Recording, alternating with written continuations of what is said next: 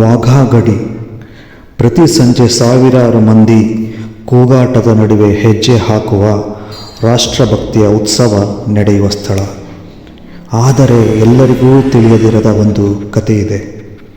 ಅದು ಒಂದು ವಿಶೇಷ ಸಂಜೆ. ಆಗಸವು ಮೋಡಗಳಿಂದ ಕಪ್ಪು ಕವಿದಿದ್ದು, ಗಡಿಯ ಬೆಳಕುಗಳು ಅಲ್ಪ ಸ್ವಲ್ಪ ಕಿರಣಗಳನ್ನು ಹೊರಸೂಸುತ್ತಿದ್ದವು. ಜನಸಮೂಹ ಕೊನೆಗೂ ಸರಿದಿತ್ತು. ಧ್ವಜ ಹಾರಾಟ, ಘೋಷಣೆಗಳು ಮುಗಿದಿದ್ದವು. ಬಿಕ್ಕಟ್ಟುಗಳ ಮಧ್ಯೆ ಮಂಜುಗೆಡ್ಡೆಯಂತಹ ಶಾಂತಿ ನೆಲೆಸಿತ್ತು.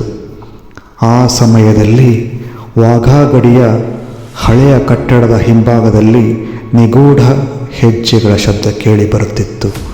ಇದು ಸಾಧಾರಣ ಶಬ್ದವಲ್ಲ, ನಿಯಮಿತ ಮತ್ತು ತೀವ್ರತೆಯಿಂದ ಕೂಡಿದ್ದ ಭಯ ಹುಟ್ಟಿಸುವ ಕಿರುಚಾಟಗಳು. ಎಲ್ಲಿ ಬೆನ್ನು ಮೂಳೆಗಳು ಮುರಿಯುವುದೋ ಎಂಬಂತೆ. BSF ಸೈನಿಕ ಶೇಖರ್ ಮಧ್ಯರಾತ್ರಿ 12ರ ಸುಮಾರಿಗೆ ಗಡಿಯ ರೌಂಡ್ ಸುತ್ತುತ್ತಿದ್ದ.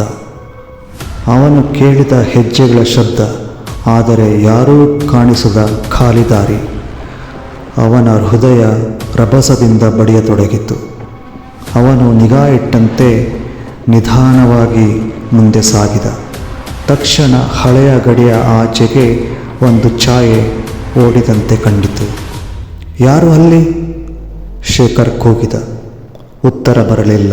ಅವನ ಕೈ ತ್ವರಿತವಾಗಿ ತನ್ನ ರೈಫಲ್ ಹಿಡಿಯಿತು. ಆಗ ಆ ಛಾಯೆ ಯಾಕೋ ತಿರುಗಿ ನಿಂತಿತು. ಆದರೆ ಅದು ಸೈನಿಕರ ವೇಷದಲ್ಲಿ ಇರಲಿಲ್ಲ. ಬಿಳಿ ಬಣ್ಣದ ಬಟ್ಟೆ, ತಲೆಯ ಮೇಲೆ ಹಳದಿ ಪಟ್ಟೆ.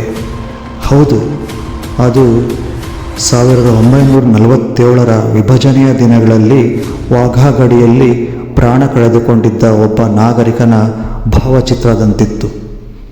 ಆ ಕ್ಷಣ ಶೇಖರ್ ಹಸಿವಿನಿಂದ ಹೆಜ್ಜೆ ಹಾಕಿದಂತೆ ಕುಸಿದು ಬಿದ್ದನು. ಅವನ ಪಾದದ ಕೆಳಗೆ ಗಡಿ ಚಲಿಸಿದ ಹಾಗೆ ಆಯಿತು. ಹಳೆ ಬಿಲ್ಲೆ ಹಾರಿ ಬಿದ್ದಿತ್ತು. 1947ರ ಮರೆಯಲಾಗದ ಹೆಜ್ಜೆಗಳು. ಶೇಖರ್ ಅದೆಷ್ಟೋ ಶಬ್ದ ಕೇಳಿದ. ಅಮ್ಮಂದಿರ ಕಿರುಚಾಟ, ಮಕ್ಕಳ ಕೂಗು, ಗಡಿಯಾಚೆಯೊಳಗಿನ ಪಾಳು ಭೀತಿಯ ಚಡಪಡಿಕೆ. ಅವನ ಮುಂದೆಯೇ ಯಾರೋ ಹಾದು ಹೋದಂತೆ ಶಬ್ದಗಳು ಕೇಳಿ ಬಂದವು. ಅಮ್ಮ, ನನ್ನ ಕೈ ಹಿಡಿ. ಅಪ್ಪ, ನಾನು ಏನು ತಪ್ಪು ಮಾಡಿದೆ? ಅವನ ಗಂಟಲು ಒಣಗಿತು. ಮುಟ್ಟಿದರೆ ಕಾಣದಿರುವ ಆ ಭೌತೀಯ ಶಕ್ತಿ ಅವನನ್ನು ಗಟ್ಟಿಯಾಗಿ ಹಿಡಿದಂತೆ ತೋರಿತು. ಅದೇ ಸಮಯದಲ್ಲಿ ವಾಘಾ ಗಡಿಯ ಧ್ವಜಸ್ತಂಭದ ಹತ್ತಿರ ಒಂದು ಮಂಕು ಬಿದ್ದು ಹೋದ ಪಟಾಕಿ ಸದ್ದು. ಅದೊಂದು ಸಣ್ಣದಾಗಿದ್ದರೂ ಶೇಖರ್ ಎಚ್ಚರಗೊಂಡ. ಅವನು ಅಲ್ಲಿಗೆ ಧಾವಿಸಿದ. ಅಲ್ಲಿ ನೆಲದಲ್ಲಿ ಬರೆದಿತ್ತು, ಶಾಂತಿ ನಮ್ಮ ಕಲ್ಪನೆ ಮಾತ್ರವಲ್ಲ, ಅದು ನಮ್ಮ ಹೊಣೆ. ಅವನು ಹಿಂತಿರುಗಿದಾಗ ಆ ಬಿಳಿ ಪಟ್ಟೆಯ ಛಾಯೆ ನಿಧಾನವಾಗಿ ನಗುತ್ತಾ ಮಸುಕಿನಲ್ಲಿ ಗಹಗಹಿಸಿ ನಗುವ ಧ್ವನಿಯೊಂದಿಗೆ ಹೆಚ್ಚಾಯಿತು. ಹೆಜ್ಜೆಗಳ ಶಬ್ದ ಕಡಿಮೆಯಾಯಿತು. ಗಡಿಯಲ್ಲಿನ ಗಾಳಿ ಮತ್ತೊಮ್ಮೆ ನೆಮ್ಮದಿಯಿಂದ ಉಸಿರಾಡಿತು.